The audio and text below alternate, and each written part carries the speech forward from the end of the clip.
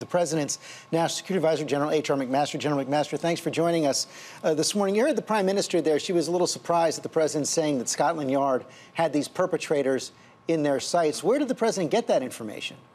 Well, what the President was communicating is not surprising at all, that law enforcement professionals and intelligence professionals have these terrorist organizations under scrutiny, but just as our FBI does in the United States. And what's great about our relationship with the United Kingdom is how closely we work together to gain visibility of these networks and understand how they're trying to infiltrate into our own countries and place our own citizens at risk. But to be clear, the President did not know from any intelligence he had that Scotland Yard had these perpetrators in their sights, did he?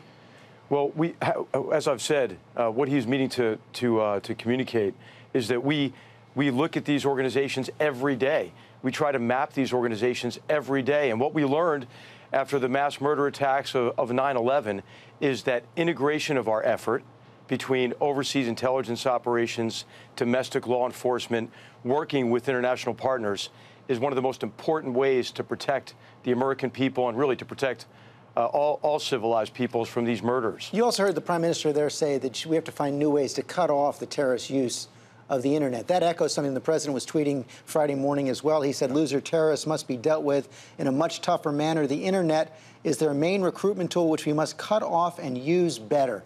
Can you explain what he meant by that, what exactly he had in mind? Yes, so President Trump has been a real leader on this, along with Prime Minister May. And he laid out his vision on how to defeat these terrorist organizations when he visited Riyadh earlier in the year with over 50 Muslim-majority nations in attendance. And he said what we have to do is three fundamental things to defeat these organizations. Deny them safe havens and support bases, ISIS, for example, or al-Qaeda in their so-called caliphates in the greater Middle East. But then the second thing that we have to do is cut off their financing that they depend on to be able to organize attacks, to plan attacks, to bankroll a lot of the extremist organizations that propagate this hatred and intolerance and advocate for violence. And the third thing is related to that, which is to defeat their evil ideology. And Prime Minister May has been a real leader in this in connection with understanding better how these terrorists use the internet and then block their ability to use that kind of communication to reach vulnerable people, to essentially pull them into these brainwashing organizations that fill them with hatred and direct them toward violence against innocent people. The President also talked about a larger, tougher travel ban. Is that something you're going to propose? Well, if you can't screen people effectively to know who's coming into your country, then you shouldn't allow people from that country to travel. So what the travel ban is a first step in better screening, better sharing of information, to encourage governments to meet the requirements that we have so that allows us to protect our own people. Will we see a new one? Well, this is something that we're looking at, is how to protect the American people better, how to ensure that we know who these people are who are moving, because the strength of these terrorist organizations, why this is a greater danger than ever, is, first of all, their ability to communicate, to connect what would otherwise be disconnected cells in other places of the world. The second part of this is their ability to travel and to move people and money and weapons, oftentimes drugs and other illicit goods internationally. So part of the strategy must be to interdict these networks, interdict them from how they use information and communicate, but how they move physically as well. The President is coming to the UN this weekend to give his first speech to the UN General Assembly. Here's what he had to say about the United Nations during the campaign. The United Nations is not a friend of democracy. It's not a friend to freedom. It's not a friend even to the United States of America, where, as you know, it has its home. Will that be part of the President's message to the UN on Tuesday? Well, it will be part of his message that the United Nations needs to reform. And the United Nations has to reform to meet the goals and objectives laid out by the great Secretary General there, and to be true to its charter. As you know, any international organization it has a broad range of perspectives within it. And what we've seen in recent years is that certain nations are undermining key committees, but the president will say the UN is not a friend to in a way America? that cuts against our interests. The president will say the UN is not a friend to America? Well, parts of the UN have not been. I mean, look at the Human Rights Council that is populated by some of the countries whose actions against their own people are particularly heinous. And so what's important is to focus on reform. The Secretary General has laid out a very strong roadmap, and Ambassador Haley is supporting the Secretary General with a luncheon for 120 world leaders, all of whom have signed up for this reform program. So the president is going to say, hey, the United Nations can't be effective unless it reforms its bureaucracy and unless it achieves a higher degree of accountability for member states. You know, some member states are actually trying to infiltrate and subvert some really key organizations within the UN. For example, the telecommunications efforts within the UN are being subverted by a country that actually wants to dominate that field and wants to restrict the flow of information. Pretty stunning headline in the Wall Street Journal right now. I want to put it up on the screen. It says the Trump administration seeks to avoid withdrawal from the Paris Climate Accord, international climate officials say. Here's what the article says. Trump administration officials said Saturday the U.S. would not pull out of the Paris Agreement, offering to re-engage in the international deal to fight climate change, according to multiple officials at a global warming summit. So is it indeed possible the United States is not going to withdraw from the Paris Climate Change Agreement? So what the president has said is that we're withdrawing from the Paris Accord. He left the door open to re-entering at some later time, if there can be a better deal for the United States. I mean, the president's objection to Paris was not that he's against the environment or the climate. In fact, he made a pledge. If you go back to his speech, he said, we are renewing our commitment to have the cleanest air, the cleanest water, to address issues associated with the environment and global warming. But that agreement was not good for the environment. It gave the biggest polluters, the biggest carbon emitters, a free ride.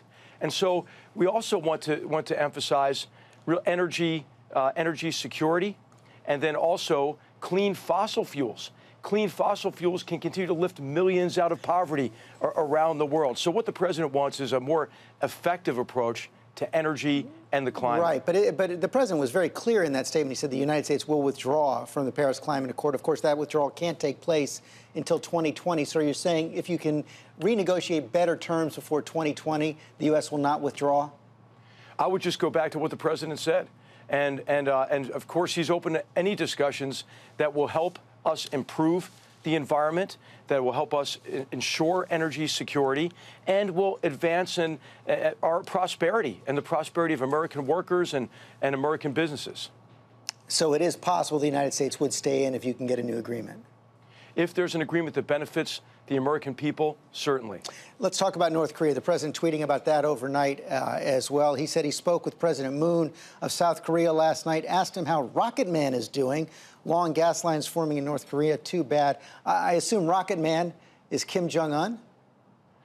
Well, it appears to be so. That is where the rockets and missiles are coming from, is North Korea. What did the president mean by the sanctions passed this week were not a big deal, nothing compared to what ultimately will have to happen? What ultimately will have to happen? Well, we all have our doubts about whether or not that's going to be enough. And so we have to prepare all options. We have to make sure all options are under development to ensure that this regime cannot threaten the world with a nuclear weapon. And so that's what we're endeavoring to do, is to maximize pressure through sanctions, recognizing this is a very significant but not a decisive step. Remember, these sanctions have just been now put in place as well. So the critical thing is going to be to get all countries, everyone, to do all they can to enforce those sanctions, to do everything they can, short of a military conflict, to resolve this problem. But do you see any evidence at all, General, any evidence that Kim Jong-un is ever going to give up his nuclear weapons? Well, he's going to have to give up his nuclear weapons because the president has said that he is not going to tolerate this regime threatening the United States and our citizens with a nuclear weapon. So you're saying that if he doesn't give up those nuclear weapons, the president will strike? He's been very clear about that all options are on the table. On the Iran nuclear agreement, General McMaster, as you know, the president promised to rip that up during the campaign. He's been under great pressure from our allies, from Theresa May, from the president of France, from the UN Secretary General, not to abandon that Iran nuclear deal. What's going to happen? Well, as the president said, it is the worst deal ever. I mean, it was not good for the world based on really what it gave the Iranians, all the benefits up front. The enforcement mechanisms have been executed in a very weak way.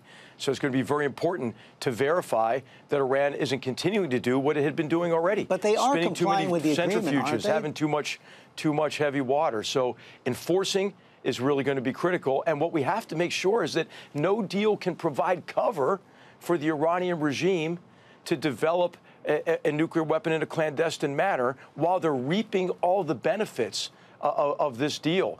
Meanwhile, look what Iran is doing in the region. Iran is engaged in a broad range of destabilizing behavior that is created and is perpetuating a humanitarian and political catastrophe in the greater Middle East.